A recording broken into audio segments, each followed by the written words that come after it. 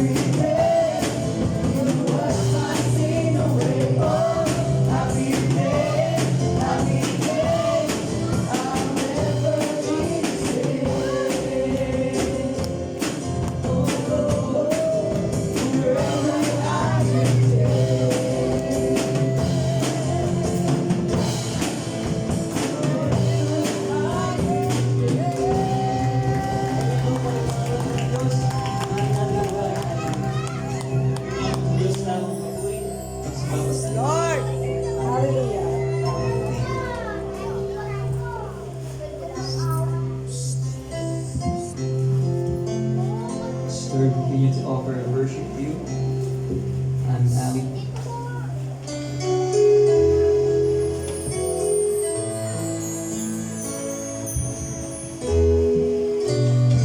Hindi ko namin tataas. We sing our praises sa worship to you.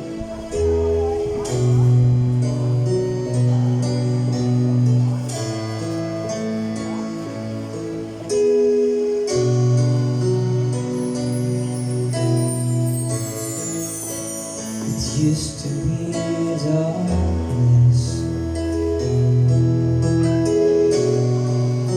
without you.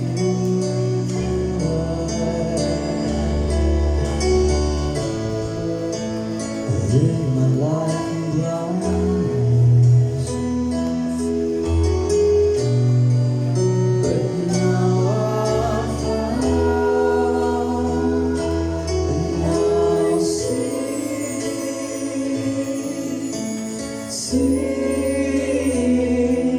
I love you so.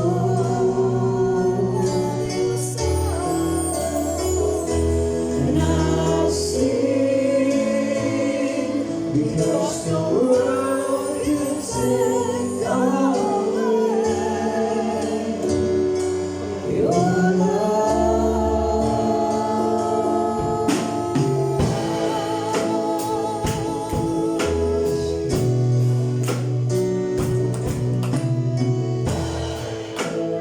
From beginning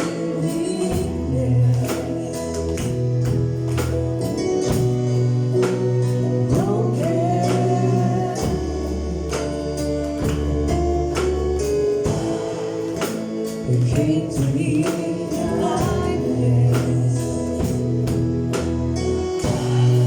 and now I dream,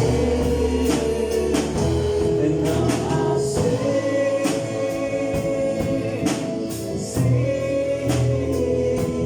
I love you so.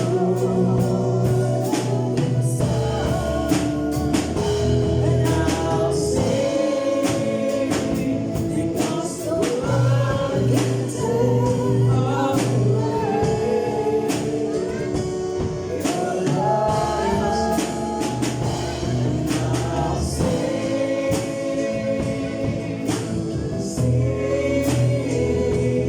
I love you so.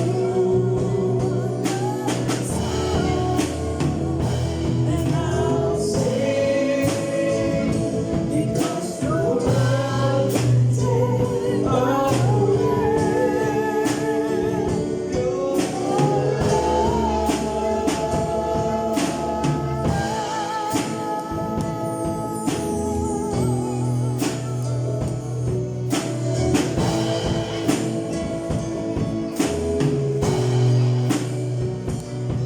And I'll make my life for you, Lord. For all you've done, I give my life for you, Lord. Sing it. I'll give. For all you've done, I give my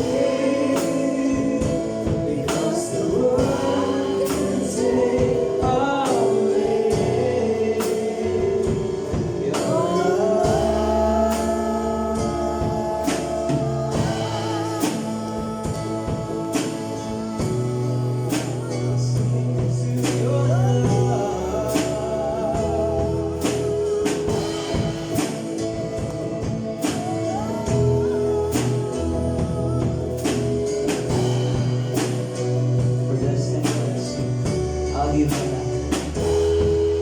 I'll give my life for you, Lord. For all you've done, I'll give my life for you, Lord. For all you've done, I'll give. Spirit of the living God, our strength, bigyan namin mga agos sa inyong Panginoon.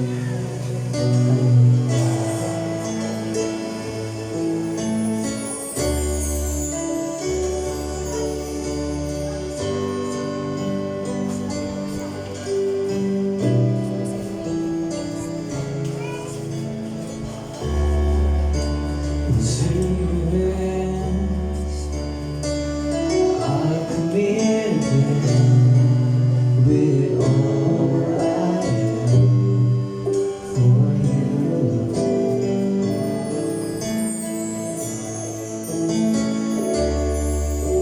Behold,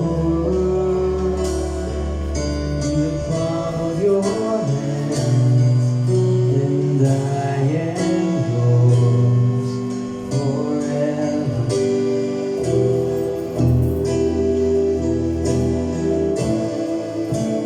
Jesus, I believe in you. Jesus, I belong to you. The reason that I live, the reason that I sing, with all I am.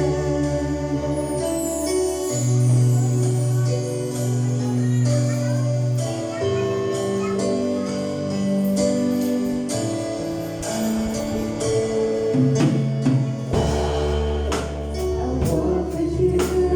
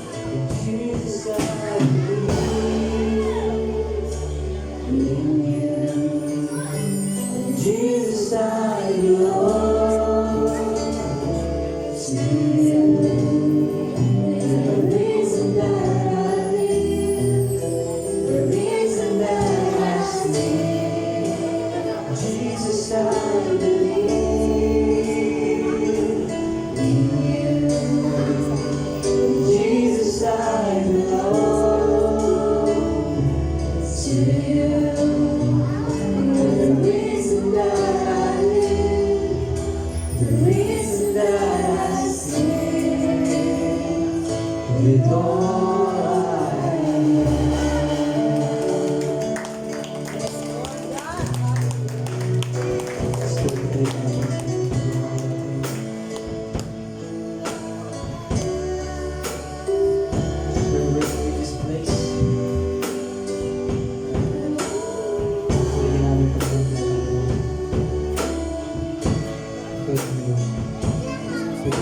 Sa misero ko na Timos at palagi na samahan niyo ako ng pag-ibig.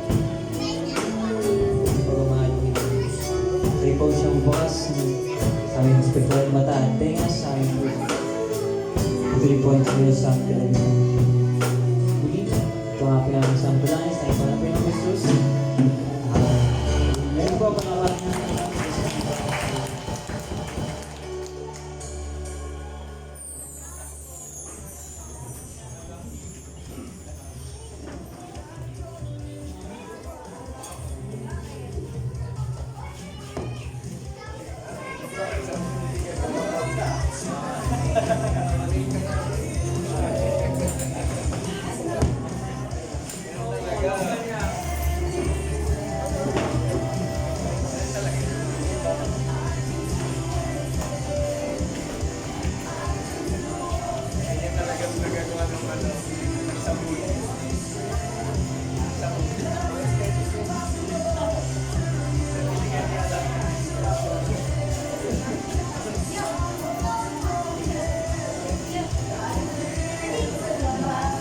So, mapagpalang umaga po sa ating lahat. So, welcome po sa ating church, sa Family and Faith Christian Church. So, batiin po natin ang ating mga katabi na mapagpalang linggo, kapatid. Ayan. Palakas po ako ng mic ng konti. Ayan, salamat po. So, tayo po ngayon ay naririto upang sambahin at purihin ang ating Diyos. So, tunay nga po na napakabuti ng ating Panginoon. Ihanda po natin ang ating puso sa mensahe ng kaloob at handog at hayaan niyo pong ibahagi ko sa inyo ang nasa Book of Deuteronomy chapter 16 verse 17. So sabay-sabay po tayo na makibasa sa akin. Deuteronomy chapter 16 verse 17. Each of you must bring a gift in proportion to the way the Lord your God has bless you. So ito pong verse na ito ay inuutos sa mga Israelita na magdala ng handog sa Panginoon ayon sa mga natatanggap nilang biyaya galing sa Panginoon. Sino po ba sa atin ang walang natatanggap na biyaya? So kung ito po man ay maliit o malaki, so ito po ay biyaya na nanggagaling sa ating Panginoon. So every person cannot give the same amount, but every person can give. Sabi po sa binasa natin, the scripture on giving highlights the importance of recognizing and acknowledging the blessing that come from God and responding with gratitude through giving. So give as God has bless you. When you bring gifts that are in proportion to how God has blessed you, God is pleased. It shows that you are recognizing His blessing in your life. It shows that you trust Him to meet all of your needs. It also shows that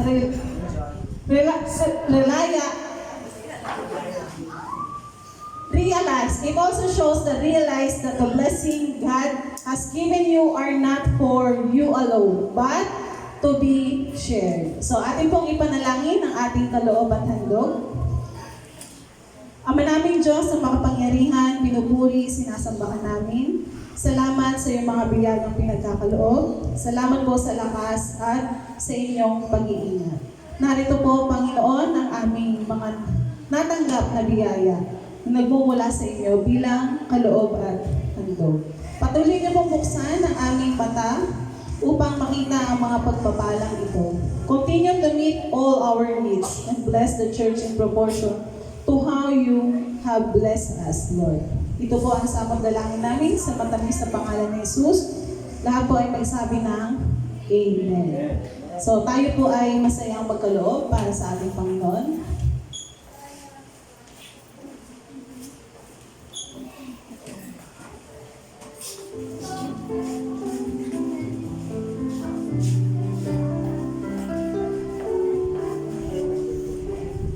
purihin po ang Panginoon. So para po sa pakikinig ng ating mensahe na ito po ay ibabahagi sa atin ni Pastor O.J.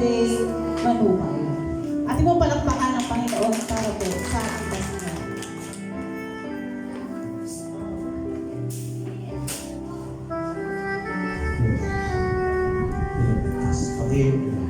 Mahina. Check. Amen. Mahina kasi. Praise God. Amen. Magandang umaga. Good morning to everyone. Good morning. Good morning po. Parang wala eh. Amen. Yan, nandun pala.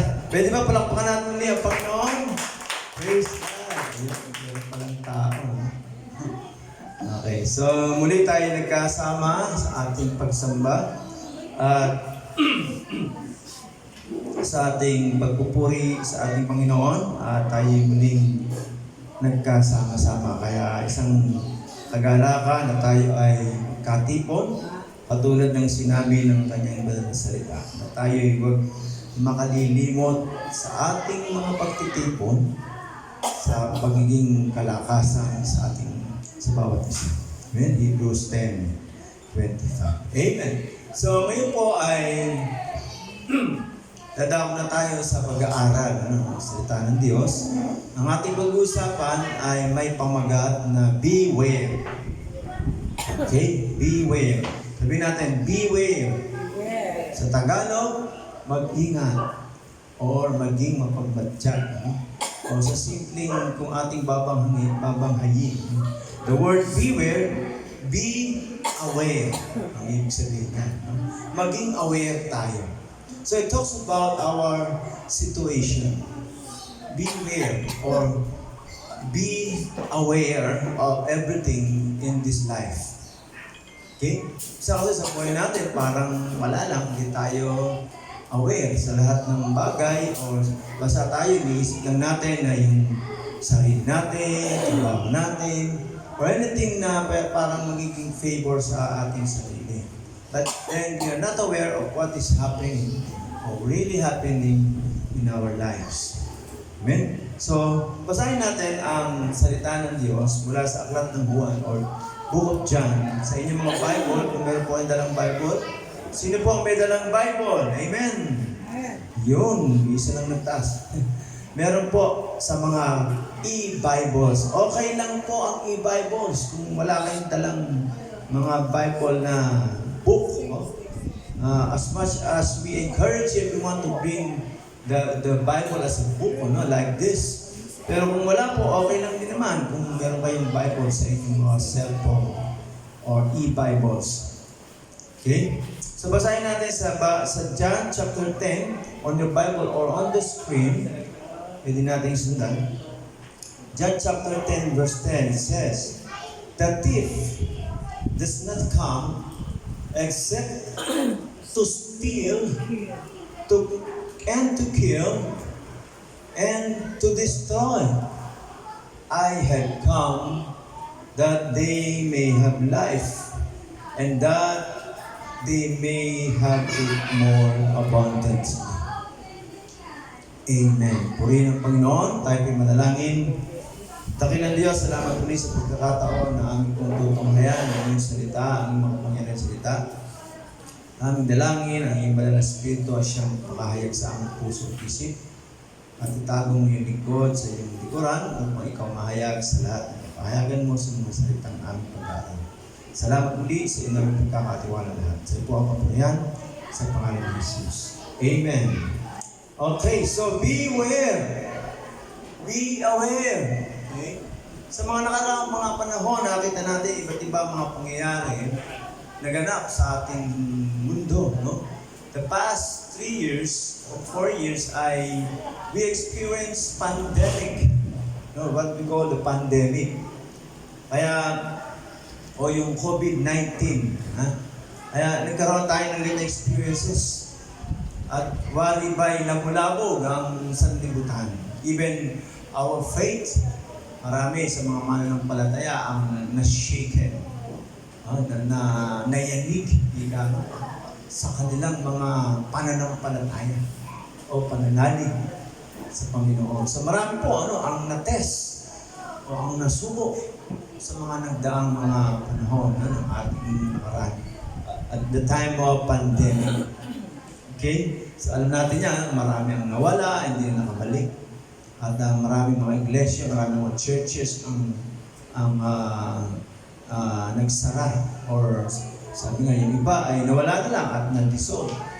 Pero yun man ay isa lamang yon sa mga bagay na nangyari o mga nagaganap sa ating mundo, sa ating kapanahunan na saan ay sinasabi rin ng Biblia sa mga huling araw. And we believe that we are already in the last days. Nasa mga huling panahon na tayo. Kasi nararanasan natin yan. May mga kakaiba uri ng mga karamdaman. Ang sabi sa Bible, na hindi pa nararanasan nung magsimula ang lahat. Di ba yung COVID-19, wala pang ganun. Bago lang yun. Kaya, biblically talagang merong ganun, na mararanasan. Hindi pa nangyayari. At yun na nga, bago sa lahat. Kaya nangyari yan, at ayon sa salita ng Diyos, bahagi yan ng mga mangyayari sa mga huling panahon.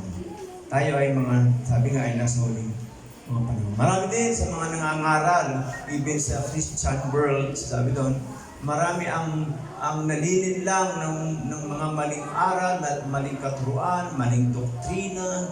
No? Kadalasan, mas marami ang naaakit at nararaho yung makinig ng mga pangaral patungkol sa prosperity, yung tinatawag nating prosperity gospel. No? Kaya mas marami doon, kasi hindi talaga namang bumabayad pa ng libo-libo para lamang makapakinig doon sa mga prosperity preacher na yan, tinatawag, na tinutukoy lamang ang kanilang pangaral ay laging nakasentro doon sa pagpapayaman. Yan. So, sana po ay maunawanan ilan lamang yan sa mga bagay na dapat ay maging aware tayo. Hindi ko mo pastor nangangaral ay tungkol sa Biblia ay tama. No? Hindi. Ang sabi ng Biblia ay suriin natin. Study. No? Test the Spirit. Kaya yan po yung mga bagay na kailangan tayo ay nagiging aware. Amen? That's why ang title po ng ating pag-usapan right now is Beware or Be Aware. Sabihin natin, Be Aware. Be aware. Ayan, be aware. Maging mapagmatsyag. Ika nga, yung hindi ka nahuli, dapat updated ka sa mga nangyayari.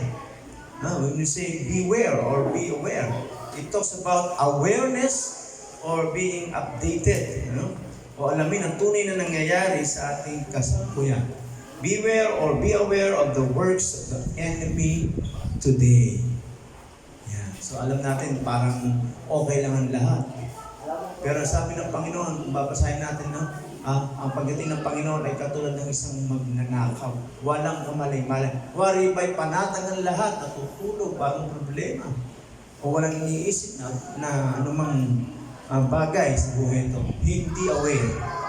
Kaya nga, ang pag-uusapan natin ay be aware. Amen? So there are three things said in John chapter 10, verse 10, that the devil has come to do.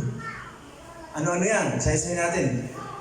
Ano po una? Number 1, come to steal. Sabi doon, in John chapter 10, verse 10, the thief comes or does not come except to steal. Kung magnakaw. Of course, ito ay isang figurative na tinatawag na pagnanakaw. Hindi yung literally na magnanakaw lang ng mga bagay. Hindi. Ito ay napapahayag na hindi mo namamalayan.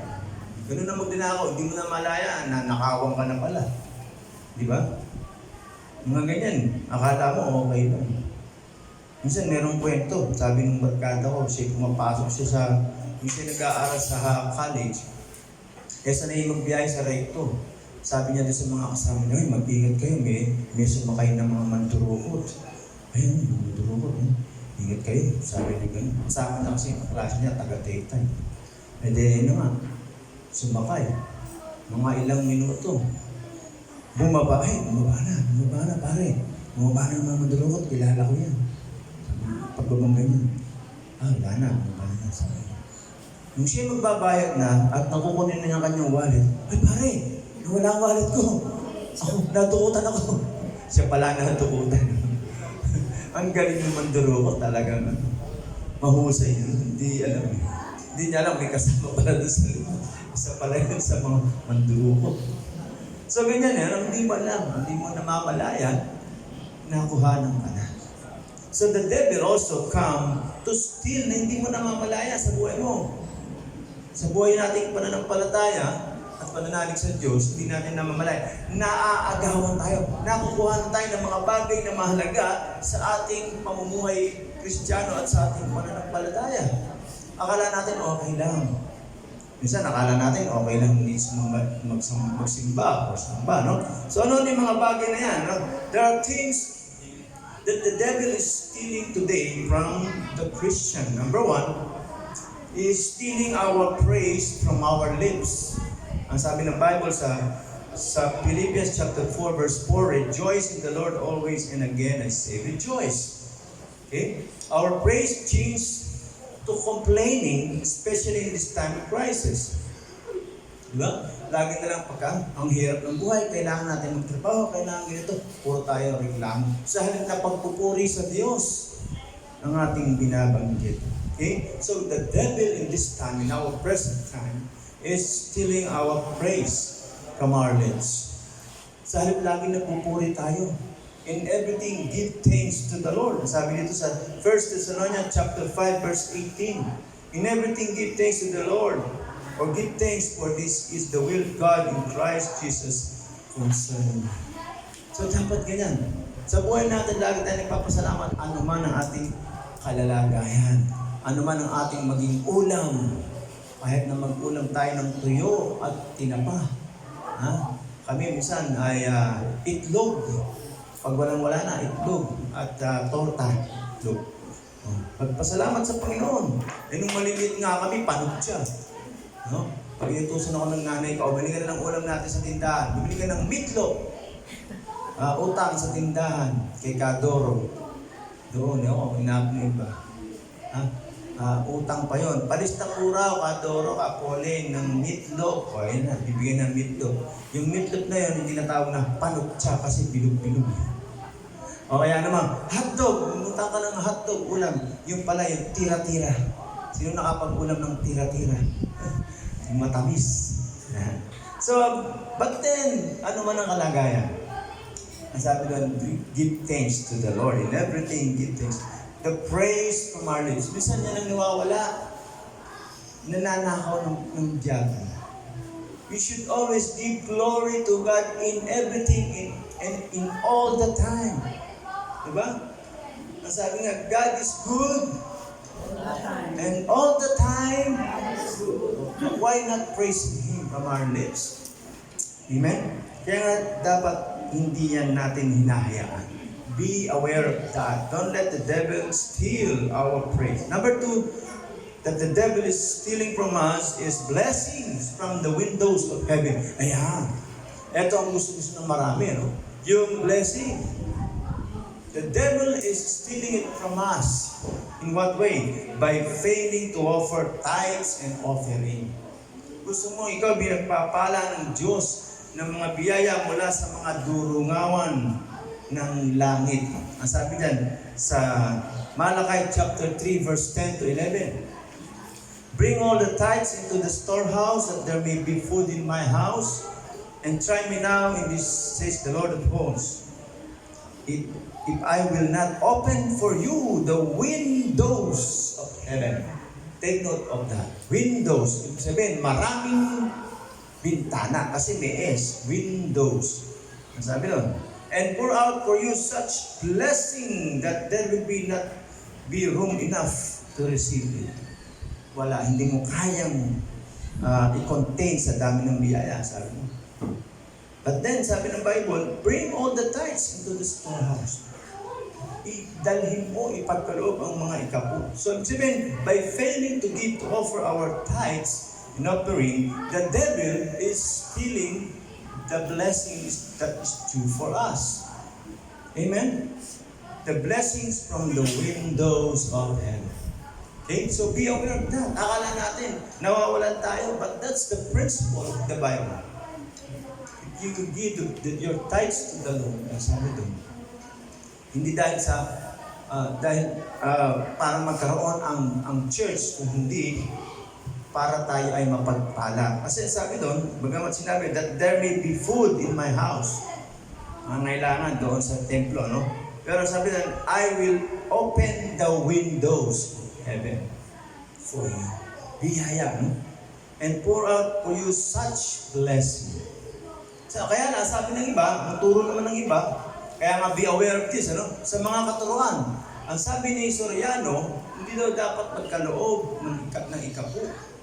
Sabi ng mga dating doon, o dating daan, dating daan, o dating doon. Hindi naman dapat, kasi wala naman yan sa New Testament, Old Testament lang yan. Basahin po natin ang sinasabi sa New Testament about the tithes. Doon sa Hebrews chapter 7 and 8, chapter 7 verse 8. Here, mortal men receive tithes, but there he receives them, of whom it is witness that he lives. Nasa New Testament po yan. Amen? So, ibig sabihin, tinuturo din. Kaya mali si Soriano. Another thing is, in Luke chapter 11, verse 42, again, it is from the New Testament. But woe to you, Pharisee, kung nagsasalita ito, Panginoon Jesus. For your tithe, mint. Yan. Nagbibigay kayo ng tithe ng mga mint and rue and all manner of herbs and pass by justice and the love of God. Those you ought to have done without leaving the others undone. So, binanggit din mismo ng Panginoon sa New Testament. So, ibig sabihin, tinuturo din ng New Testament. This is the truth. Kaya pag naniwala tayo sa mga ibang aral, ay nanakawan tayo ng demonyo, ng pagpapala. Ay maging aware tayo, be aware, meaning how can we be aware? So by seeking the Word of God, the Word of truth, study. That's the way we will be aware of everything in this life. Amen? So, the devil is stealing the blessings from that is due for us from the windows. Number 3, the devil is stealing worship. Number 3, okay, we can worship like we should. Hindi natin magawang sumamba, tamad tayo umattend ng church. Kasi mas meron tayong gustong puntahan. But then that is the Word of God. In John chapter 4 verse 23, worship God in spirit and in truth. So another thing, another truth that we need to worship God like we should. Kung ano dapat gawin ng tao, yan ay sa pagsamba. We are created, we are made by God to worship Him, to give glory to God. Tapos hindi natin gagawin. Okay? So nananakawan tayo ng dapat na ginagawa natin. And then sabi doon, worship God in spirit.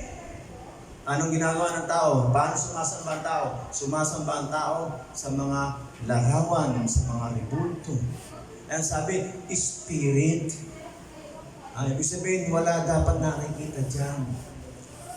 Worship God in spirit. Ngayon, kung hindi mo na sinasamba ang Diyos sa espiritu at gusto mo pag ikaw ay magsisimba, meron kang nasa harapan mo, nananakawan ka ng katotohanan, ng tamang paraan ng pagsamba. Amen? So be aware of that. Ang sabi ng marami, hindi naman namin sinasamba. Basta meron lang dyan. Diba?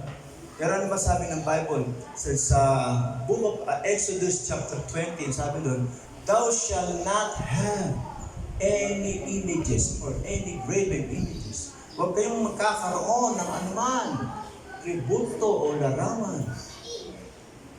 So, kung ang dahilan ng tao hindi naman sinasamba, basta meron lang, ganun pa rin.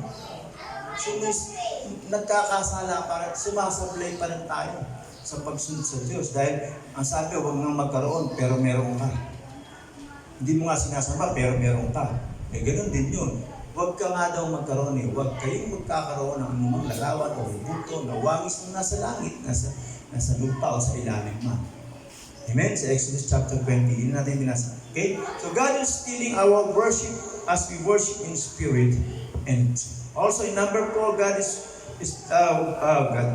the devil is stealing our worship. Number 4, the devil is stealing our quiet time or prayer time with God. Yung panahon na oras natin para sa Panginoon, sa pananalangin. In 1 Thessalonians 5:17, pray without ceasing. Hindi tayo dapat nagsasawa. Ha? Hindi tayo tumitigil. Hindi ibig sabihin wala kang nang gagawin sa buhay mo kundi manalangin. Ang ibig sabihin dito, hindi nananawa. That every time it is your desire to pray and spend time with God. Okay? Where are we dedicating our time of this life? In work, social media, ML, o social drinking? Minsan mas mahalaga yan. Kaysa naman sa panahon para sa Diyos.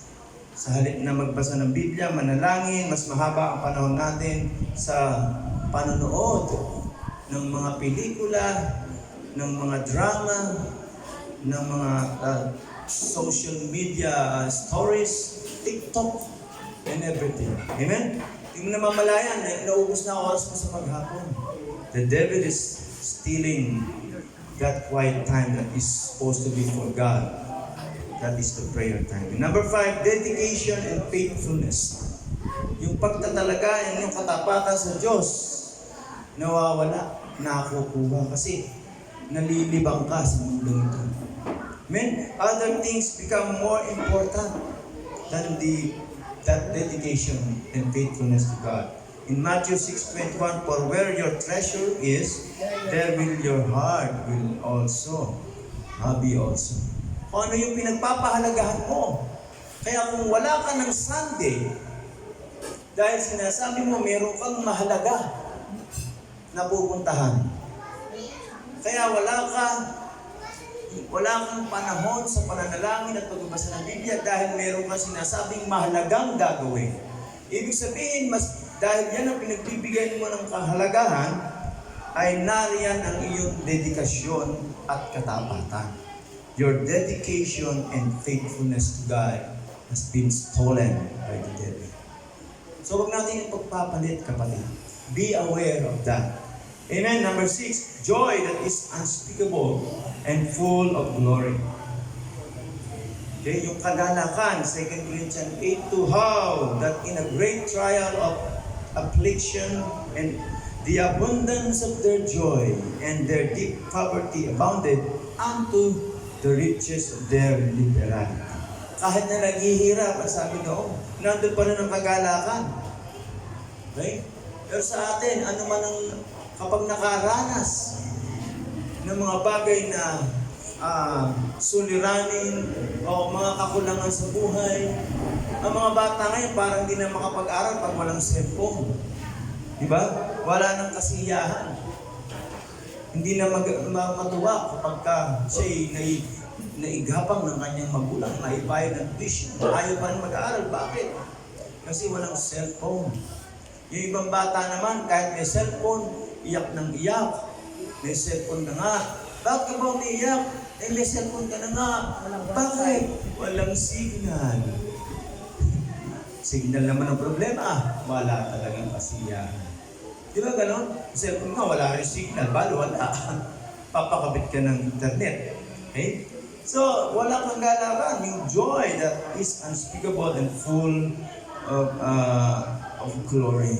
So, we are having discontented in life. Hindi tayo kontento sa buhay natin. Sabi ng Hebrews chapter 13, basahin, and be content. And be content with such things as you have. For he had said, I will never leave thee nor forsake thee. Maging kontento ka. No? Magalak ka na sa anumang merong bagay sa buhay mo. Ha? iPhone, ang tawag doon? ano na ba na ngayon? 15 Pro. Meron na ba yan? 14 ka na nga Gusto pa rin ng 15. 100,000 halaga. Walang pasiyahan. So, nananakaw ng Diablo. Number 7, love for one another. Yung pagmamahalan. John 13:35, by this shall all men know that you are my disciples if you have loved one to another. Kung tayo patuloy ng pamahalan, nagpunawaan bilang magkakapatid, ay ito ang nais ng Diyos. Pero hindi nangyayari. Bakit? Nananakaw ng Diablo. Another thing is that understanding and forgiveness, yung pagpapatawad at pag-uunawaan. Okay, in Galatians chapter 6 verse 1, brethren, if a man is overtaken in any trespass, you who are spiritual, restore such a one in spirit of gentleness, considering yourself lest you also be tempted. Kung meron nanghihina sa pananampalataya, alalayan, no? Tulungan, unawain, patawarin ang man nagawa sa iyo. No? Patawarin mo sa mga maging mahaba ang pasensya. Yung huwag kang laging galit sa kapwa. Yung konting bagay lang ay parang laging mainitin ang ulo.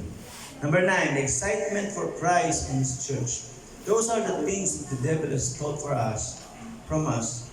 The excitement for church and for Christ and His church. Yung nasasabik ka sa Panginoong Hesus, sa Kanyang pagdating. Alam natin, mangyayari yung rapture. Are you really excited? Excited to have fellowship with the church? In Hebrews chapter 10 verse 25, not forsaking the assembling of ourselves together, as the manner of some, but exhorting one another, and so much the more as you see the day approaching. Malapit na ang araw ng pagdating at pagbalik. Are you ready for becoming the bride of Christ returning? Handa ka na ba na maging isang bride of Christ? Ikakasal. Ika nga. Okay? So ito yung nawawala sa atin. Hindi tayo nagiging ready, hindi tayo excited. And also number 10, the devil is out to steal our soul. Nandiyan siya, naglipana na, no? Upang nakawin ang ating kaluluwa. But Jesus said, I am come that ye might have life, and that ye might have it more abundantly. Hindi ka makukuha ng Diyan kung ikaw ay laging makahanda. Be aware. Sabihin natin, be aware. Yeah. So that's the way the devil will steal for us or from us. Number 2, the devil come to kill. Yung una, come to steal. Pangalawa, come to kill. Pumatay. Pumarito magnanakaw upang magnakaw at pumatay. Ang sabi ng John 10:10, the thief does not come except to steal and to kill. Because of our sins, we were dead spiritually. Amen? Ang tao ay namatay dahil sa kasalanang dala ng kaaway. To kill. The thief is come to steal and to kill. Sa ating mga nagagawang kasalanan, napapatay tayo. We were dead in our transgressions. Because of that sin, the devil that has done to us. Kaya mag-ingat, maging aware po tayo. Akala natin okay lang. Yes, ang Diyos ay mapagpatawad. But because of that sin, we were spiritually dead. Kung ikaw ay patay, wala kang kakayahan. Amen? Kapag patay, anong kakayahan ng isang patay? Diba? Wala kang magagawa kahit sa kaligtasan. Okay? So, in Ephesians chapter 2, because of sins we were dead spiritually, Ephesians chapter 2 verse 1, and you He made alive who were dead in trespasses and sins. Ephesians 2:5, even when we were dead in trespasses, made us alive together with Christ. By grace you have been saved. Amen? Ipinakikita dito, dahil sa ginawa ng kaaway sa atin, tayo'y ninanakawan, tayo'y pinapatay sa ating espiritual na buhay. Pero sabi nga doon, ang pangako, tayo'y binuhan niyang muli. Tayo. So, there are ways that the devil is trying to kill the Christians. Ano yung mga bagay na pinapatay sa atin? Let's say, for example, number one, the hope for eternity. The hope for eternity. Yung pag-asa ng pangwalang hanggan na buhay o yung everlasting life. Pinapatay yan. Gustong alisin ng Diablo sa atin yan. Kasi sila, they are bound for eternal torment in hell. Pero tayo mga mananampalataya, yan ang inaalis niya. Na mawala sa atin yung pag-asang yan na pinangako sa atin. Pero bakit nawawala? Kasi patay. Kapag patay ang iyong espiritu, wala kang pag-asa. Amen? Paano lamang tayo nagkakaroon ng pag-asa? Dahil tayo ay binuhay. We have been born again. Kaya sabi ng Panginoong Hesus kay Nicodemo, unless a man be born again, he will not enter into the kingdom of God. Kaya napakahalaga ng ginagawa ng Diyos sa buhay ng kanyang mga tinawag, ng kanyang mga pinili, ng kanyang mga anak. Kanyang binuhay na magmuli. Okay? Kasi nga pinatay ng Diablo ang mga espiritu dahil sa kasalanan. Okay? Nawala tayo ng ugnayan sa Diyos. Yung ating spiritual connection naputol, kaya sinasabing namatay. But actually, the spirit is not dead, but our connection, the spiritual connection. Okay? So, also number 2, the strength in the Lord. Yung sigla, walang sigla sa gawain ng Panginoon. Kung wala kang sigla, baka patay ka pa. Di ba gano'n? Pag mga walang ginagawa, gusto lang patay. Ang mga tamad, laging nakahiga, parang patay. Inutil, walang ginagawa. Di ba? Wala kang sigla, para kang patay. Para kang pinatay ng Diablo. Di ba? So, be aware of that. Number 3, the minds, our mind, yung ating isipan. Ano? Inaalis na. They attacks with lies and deceit, tries to toss us to and fro. Ang sabi ni John MacArthur, nabasa ko kailan lang sa Facebook. Ang sabi niya, Satan seduces us to become so used to sin. Yung sanay ng magkasala, that it no longer bothers our conscience. Yung conscience po, ito yung ating pag-iisip, yung kaunawaan, yung konsensya, no? Kapag ka ikaw ay sanay ng magkasala, wala ka ng konsensya, ibig sabihin. That it no longer bothers our conscience. By John MacArthur. Nandiyan ba yun? Wala. Hindi pala nailagay. Satan seduces us to become so used to sin. Yung bang parang sanay ka ng magkasala, okay lang sa'yo magkakasala ka. Hindi ka na nakakonsensya. So that's the battle of our minds. The devil is attacking our mind. Na parang baliwala lang yung isipan. Hindi mo naiisip yun kasi patay. Amen? And number 4 also, Satan attacks, the enemy attacks our faith. As spiritually dead, our faith died because of our transgressions. We cannot have faith because we are dead until God gives us life. Hindi ba yun? Hindi pala nailagay. Okay? So, ang ating pananampalataya ay nababaliwala kung hindi tayo aware. Hindi natin alam, patay pa rin ang ating spirito. Okay, but sabi ng Panginoon sa John 10:10, I have come that they may have life. For as the body without the spirit is dead, so faith without works is dead also. Kung walang makikitang bunga ng iyong pananampalataya, patay pa rin ang pananampalataya mo. Sasabi mo nananalig ka sa Panginoon pero patuloy kang nagkakasala, hindi makita ang bunga o yung works ng iyong faith. The work of our faith is that we are trying to work out our life unto righteousness and holiness. That's a work. Faith without work is dead.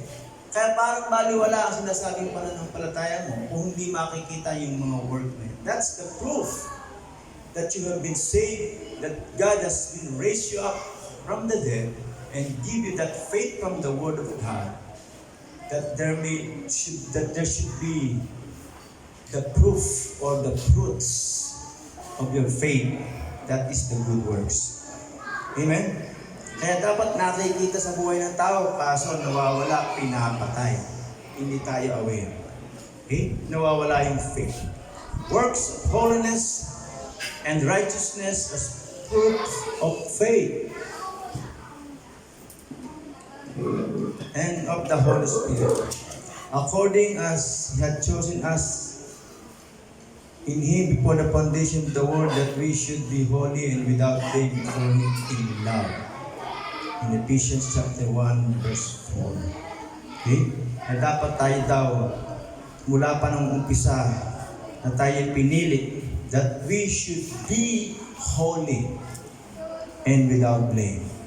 So that's the work of our faith. But the faith without work is dead. No, susunod naman natin. Patay pa rin yung pananampalataya. Baliwala pa rin. Dahil hindi makita. Pinapatay ng diablo. Hindi mo maipakita ang okay? So another thing that the devil has killed from us, he killed our very life or our physical body. Ang buhay natin gusto niya patayin talaga, lipulin. Anong nais ng diablo. Okay, so be aware. Hindi natin namamalayan. Okay, then another thing is that the devil come, number 3, come to destroy. The thief, the devil, has come to steal, to kill, and to destroy. Wasakin. Talagang wasakin. Siyempre, pag patay ka na, wala ka na, wasak ka na. Wala ka nang magawa. Durog ka na eh. Yan ang kahinat na. Diba? Kaya sabi doon, the devil has come to steal and kill and to destroy. There are ways the devil is trying to destroy the Christian. Number 1, he destroy our confidence as a believers. Yung ikaw ay merong kumpiyansa, meron kang katiyakan, confidence as a believers. Are you a believer of Christ? Amen. Are you a believer of Christ? Amen. Amen? Parang wala. Are you a believer of Christ? Amen. Oh, yan. Minsan, ninanakaw, pinapatay yan at winawasak yung confidence niya as a believers. Hebrews 10:19, therefore, brethren, since we have confidence to enter the sanctuary by the blood of Jesus, meron na dapat tayong confidence. Bakit? Sapagkat tayo nilinis na ng banal na dugo, malaya na tayong makalalapit sa Diyos dahil kay Jesus. Amen? Malaya na tayong makalalapit. Wala na yung hadlang. Dahil si Jesus ang ating tagapamagitan. Hindi na kailangan pa dumaan kay ganito, kay ganyan. Hindi natin kailangan dumaan kay Maria para dalhin niya sa anak niyang si Jesus. Kasi yun ang turo eh, di ba? Kailangan manalangin ka kay Maria para si Maria ang mag-i-intercede sa iyo. Siya ang mediator para makalapit ka kay Jesus. At si Jesus naman ay para makalapit ka sa Ama. So, ganun ang turo ng sanlibutan. Pero hindi po ganun ang turo ng Biblia. Sa Bible, si Jesus ang ating tagapamagitan. Hindi si Santa Maria, hindi si Santa Mesa, hindi si Toringaring, bahay na bato. Diba? Kawat patawarin ang kaluluwa ni Bernabe sa purgatorio. Diba? Marami tayong tinatawagin pa. We have no confidence as believers. But then we can go straight to the Lord Jesus Christ. When we pray in the name of the Lord Jesus. Yan ang turo ng Bible, hindi in the name of Mary. or the name of John and Peter and Paul. Hindi po eh. Di ba? So that's the truth. Be aware of that. Okay? Confidence as a believer. Number 2, confidence in fellow Christians. That we are brothers and not enemies. Even in those Israelites. In Ephesians 2:12-13, at the time when we were without Christ, being aliens from the commonwealth of Israel, and strangers from the covenants of promise, having no hope, and without God in the world, but now in Christ Jesus, you who once were far off have been brought. Nandiyan ba yun? Wala. Hindi ko pala nailagay. Sa Ephesians 2:12-13, yan. Having no hope without God in the world, but now in Christ Jesus, you once were far off, malayo, sabihin, have been brought near, na inabit by the blood of Christ. Okay? So those are being destroyed from us, our confidence. Nailayo tayo, pero malayo tayo, nailapit tayo ng dugo ng ating Panginoon Jesus. Okay?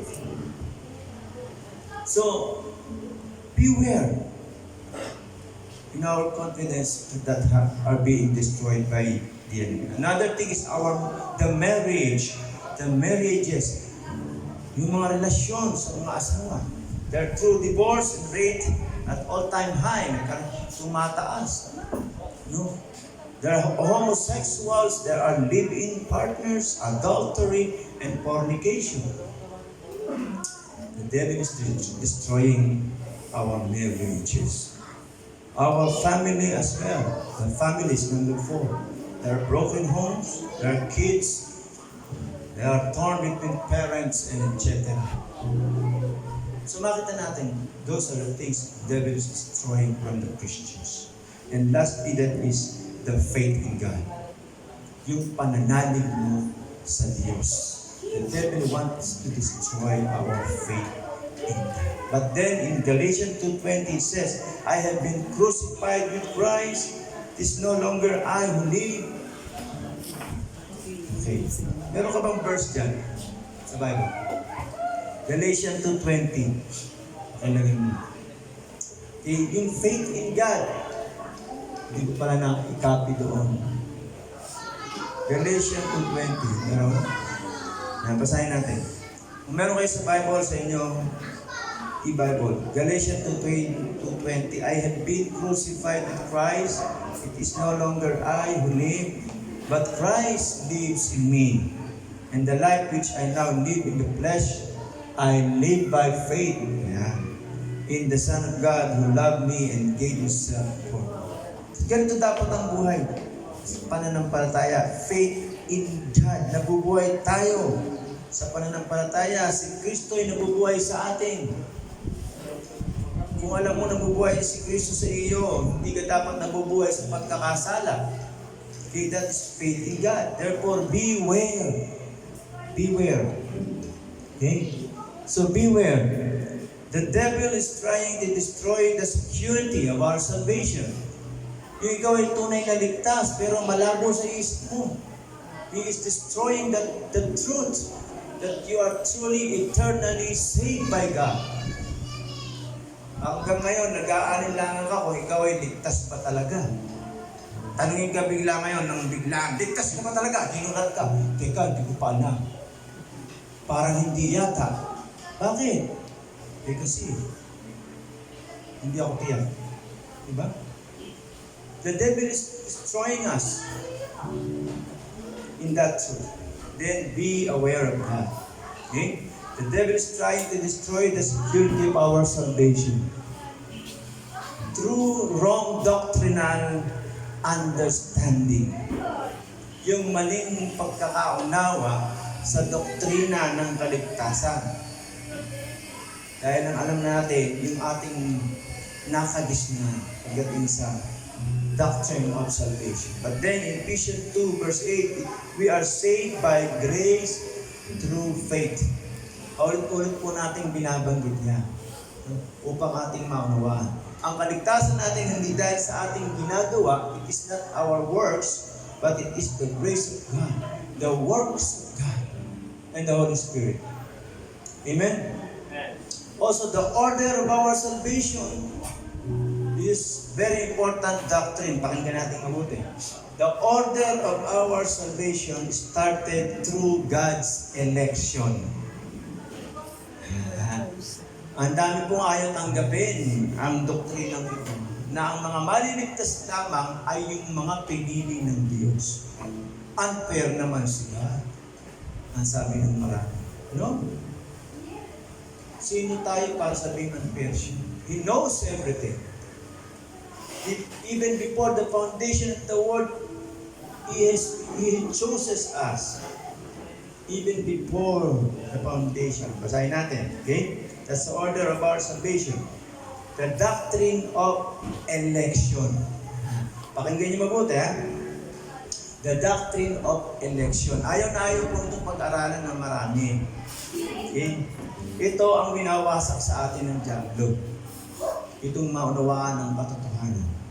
Our salvation is based on the doctrine of God's election. You will not be saved unless God chooses you, elected you, even from the beginning. Basahin mo natin.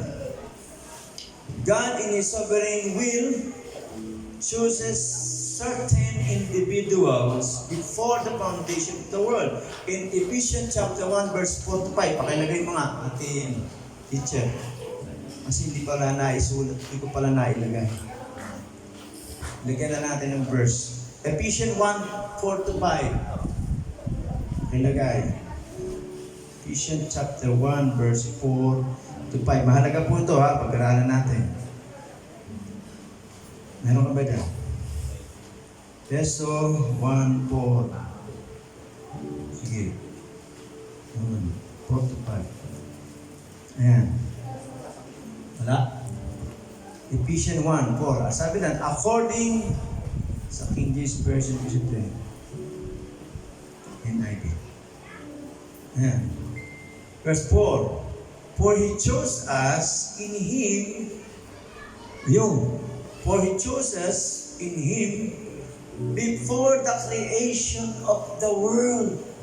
Mga kapatid, pinili tayo bago palikain ang mundo. Imagine that.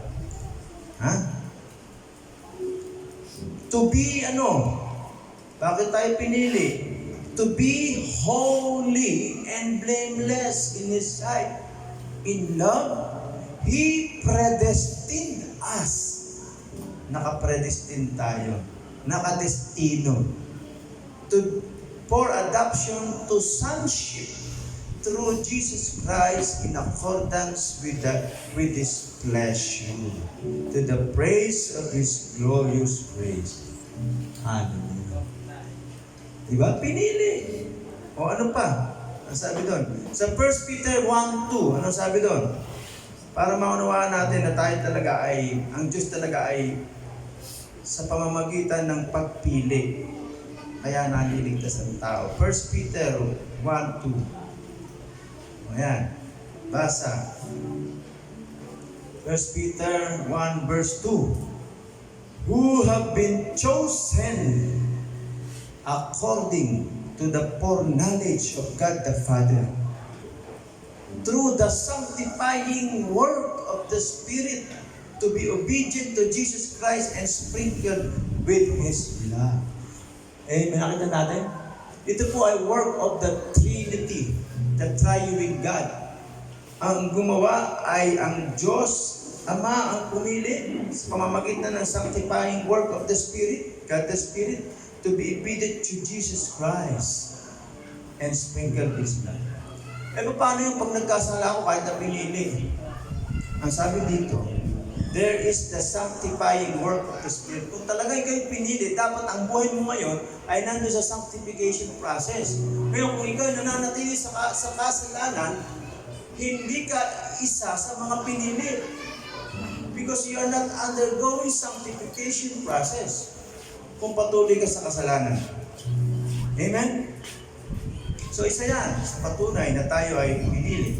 Another thing is John 15:16.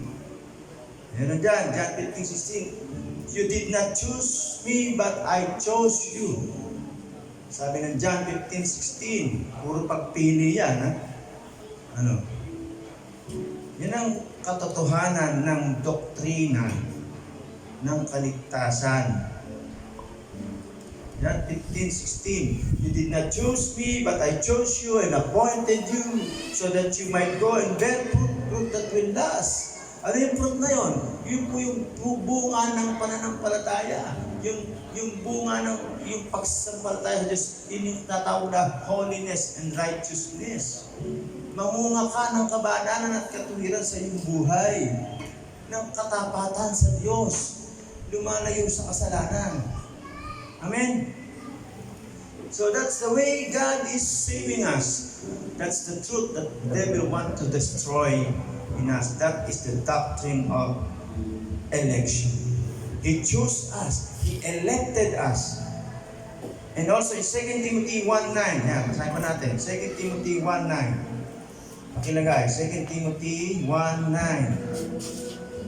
1:9. 1:9. 2 Timothy 1:9. Sabi na, He has saved us and called us. Tinawag na naman. Called us to a holy life. Not because of anything we have done, but because of His own purpose and grace. This grace was given us in Christ Jesus before the beginning of time. Before the beginning of time. Imagine that. Wala pang lahat. Tinawag na. Niligtas na. So yun po ang kaligtasan. Hindi ka naligtas dahil tumanggap ka ngayon. Dahil nanampalataya ka. Hindi po. Kaya ka naligtas. Hindi dahil sa sinner's prayer. Kapatid, be aware of that. Hindi dahil sa sinner's prayer ka, kaya ka naligtas. Iyan na isa lamang gesture na isa ka sa pinili. Amen? Kaya dapat maunawaan natin. That is the doctrine of election that the devil wants to destroy from us. Okay? So in Romans 8:29 to 30, ito po maganda. Romans 8:29 to 30. Sakit, hindi ko nailagay ko siya. Ito po, may pagkakasunod-sunod kung paano talaga yung tinatawag na order of salvation. Ilagay mo. Romans 8:29 to 30. Ayan. 8:29 to 30. Simula sa 29 to 30. Romans 8:29 to 30. For whom? Saan? 8:29 to 30. Kasunod. Ilagay. Hindi po natin, ha? 8:29. Ayan. For those God foreknew, He also predestined. He also predestined to be conformed to the image of Son. Naka-predestined. He might be the firstborn among many brethren. Moreover, whom He predestined, He also called. Ayun, no? Yung pinredestined ng Diyos, kung ikaw yan, ikaw din ang kanyang tinatawag. Whom He predestined, this He also called. Whom He called, this He also justified. Ayan. Ikaw na predestined, tinawag. At ikaw ngayon ay ginajustify through the sanctification. Ikaw ngayon pinawawalang sala ng Diyos. And whom He justified, He also glorified. Ano na ba ibig sabihin ng glorified? Pag sinabing glorified, yun na po yung pag-akyat sa langit. Yun na po yung rapture. He also glorified. There is no glorification rather than God Himself exalted high into the heaven. That is the glorification. But then for us, as a mortal man, we can only be glorified in the time of rapture. Yun na po yun. Okay? Ang sabi dito, sinimulan, those are predestined, those He predestined, He called, those He called, He justified, and those He justified, He glorified. Tandaan po natin yung verse na yan. Romans 8:29 and 10. That's the way God saved us.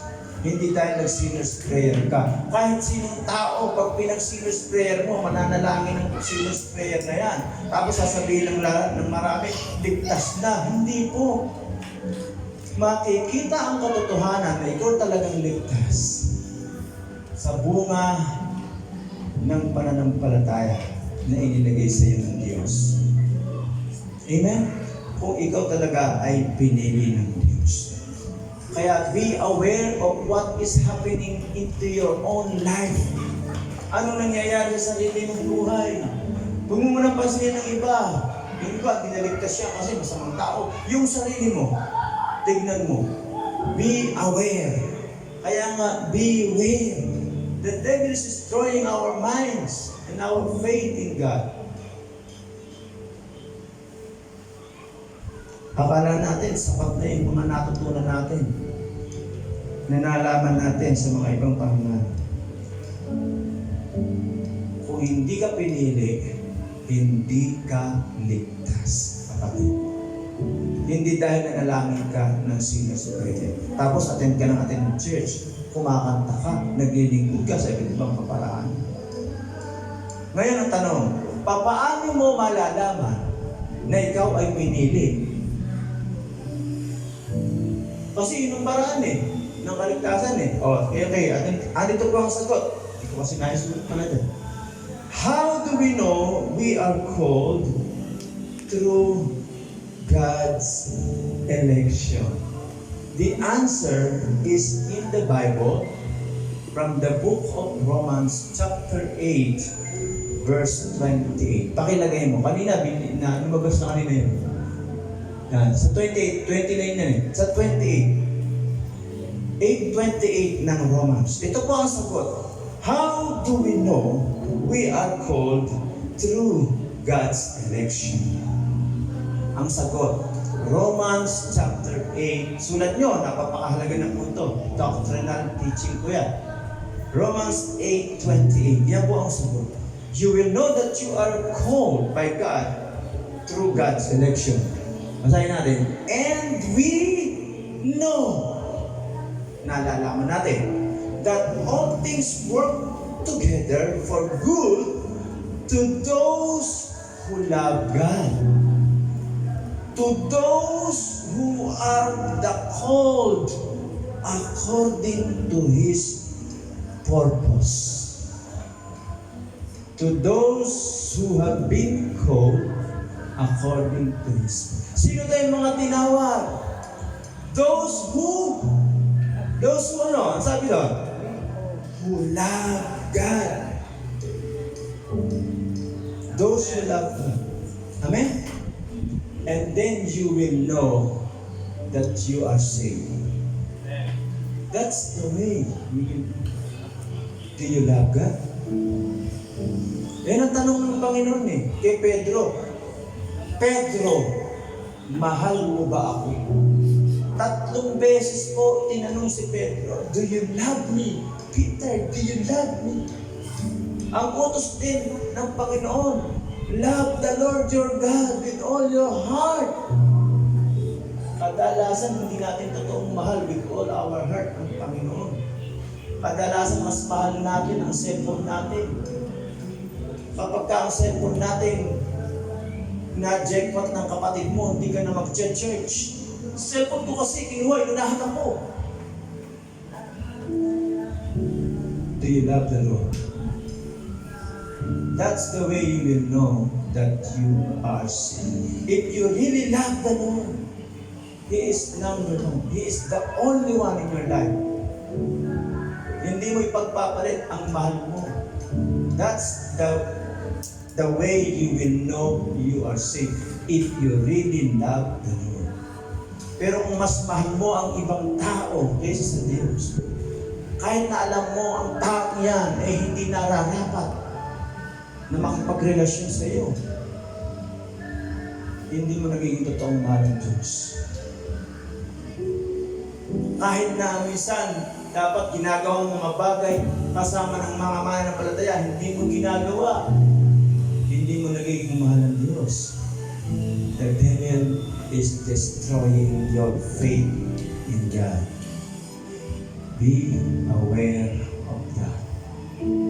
Kahit saan na kayo mapunta ngayon, sa mga sinabi ko sa inyo, tandaan nyo, sinasabi ko na sa inyo lahat, ang katotohanan. Maski sa church na kayo magpunta, ito ang katotohanan. Hindi tinuturo sa iba, ibang church. Ang tinuturo, manalig ka lang, born again ka na. Isipin mo pag nanalig, di ba ganun ang alam natin? Pag ikaw ang nag-sinner's prayer, tinanggap mo ang Panginoon at bilang Panginoon tagapagligtas, born again ka na. Ha? Sino bumuhay sa sarili mo para mag-born again ka? Ikaw? Dahil nanalangin ka? Hindi. Kaya tayo na born again dahil we have been called and God raised us up. Pinili ka kasi. Paano mo hindi pinili? Hindi born again yan. Bakit gano'n? Marunong ka pa sa Diyos. Yun ang sabi ng Biblia. Para malaman mo yan, mahal mo dapat ang Diyos sa buhay. Ikaw nga ay pinili. You long for God. You cling for God's word. Mahal mo. That's the proof. Hindi ka liliban sa pagdalo ng church. Hindi mo ipagpapalit sa ibang bagay. Kung ito'y pinagpapalit mo, malabo ka. Baka hindi ka talagang tinawag. Baka hindi ka pinili. Napapatunayan niya sa bunga ng iyong pananampalataya. Faith without works is dead. Kaya kung walang nakikitang bunga sa pananampalataya mo, patay. Pinatay ng diablo. The devil comes to steal, to kill, and to destroy. Tayo natin tumayo.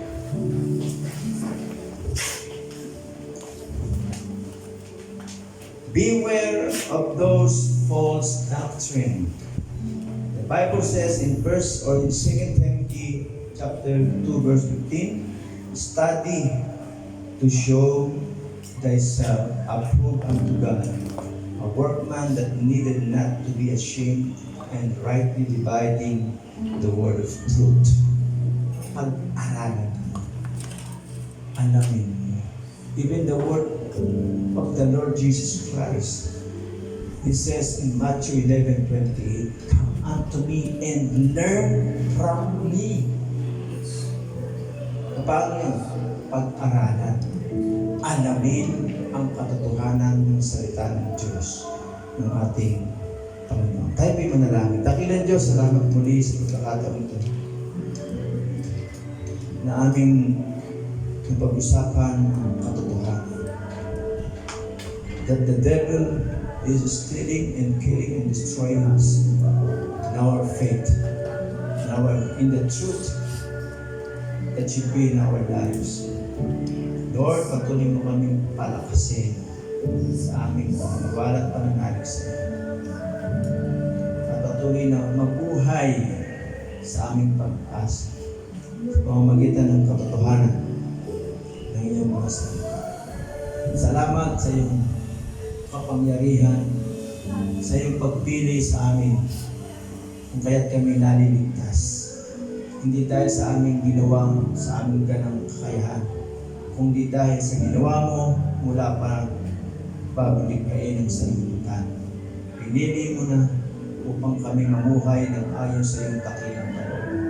At sa oras ito'y maunawaan ng aming puso at isip na nararapat kami mabuhay ayon sa katuwiran at ayon sa iyong kabanalan. Sa gayon, nakikita na kami nga po ay mga anak mo at mga pinili. Salamat po muli, Panginoon. Sa iyo namin babalik ang lahat ng pagpulit pagsamba at pagtakila. Sa pangalan ni Jesus. Amen. Amen. Salamat. God bless.